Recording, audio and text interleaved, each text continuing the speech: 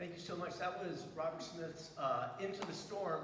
And I learned this week that that was written about an actual storm. So one of your middle school directors lived through it and played one of the original bass clarinet solos from Mr. Smith after a blizzard in Georgia. So apparently the weather has been weird for many years. Who knew? So this next song is a wonderful setting of an old Scottish tale, or an old Scottish melody, pardon me, from Loch, Lomond, right? But there's some really wonderful moments in it that you might want to try to listen to. So for example, after the woodwinds come in on the initial melody of you take the high road and I'll take the low road, Mr. Hall brings the trumpets in on a beautiful little counter melody of, oh, from Oh Danny Boy, the pipes are calling, please come home again. So he tries to weave in all these like different cultures that are bringing everybody home again. So hope you enjoy JaRod Hall's Loch Lomond.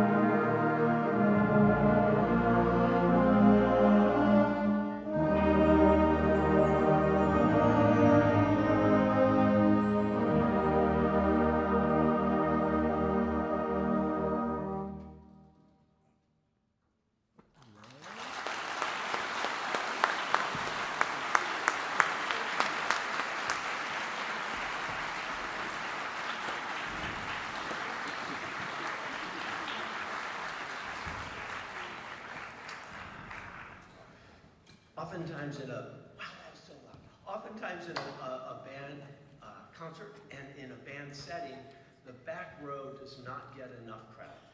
And drummers are oftentimes the bane of band directors' existences, and I just happen to disagree wholeheartedly with that. And fortunately, I've been lucky to have great drummers.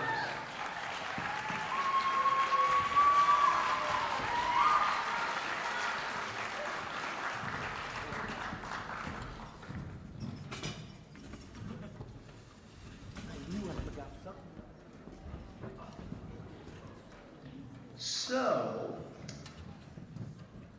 when I talked to Mr. Allen, we played that last song. I said, boy, that's so beautiful for the winds, but the drums don't really have tons to do.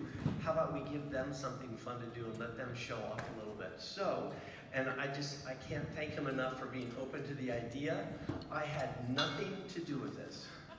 And it's really important that you know that the kids put this all together, and Jeremy helped them. He's walking away without taking any credit, so please give him a big round of applause.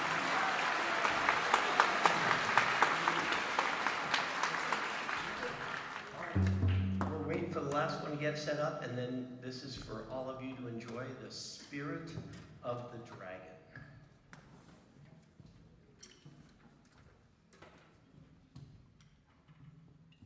All right, everybody set up?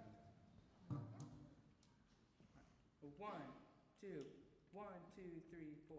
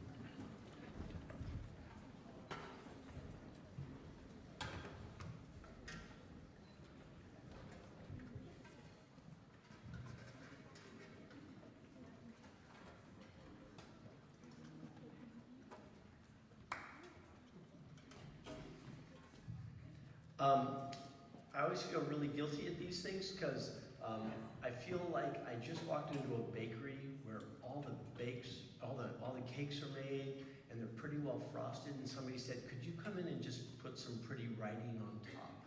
You know, I've been a high school band director now for 40 years, and I learned a long time ago that a high school band director is 100% indebted and filled with gratitude for the hard work and the energy that all the middle school directors put into it. When I showed up Wednesday night and met with these guys, I said, gosh, let's just play a note and see where we're at. And it was such a beautiful sound. I thought, oh, okay. I have nothing to teach you.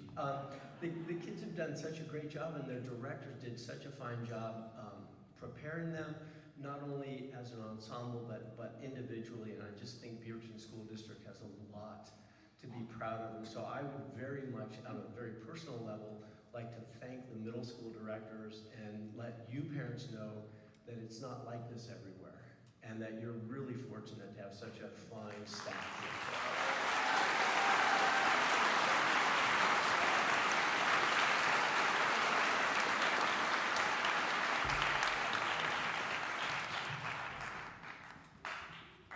Promise the last thing. One, I talked to the kids today about music is the most important thing they can do.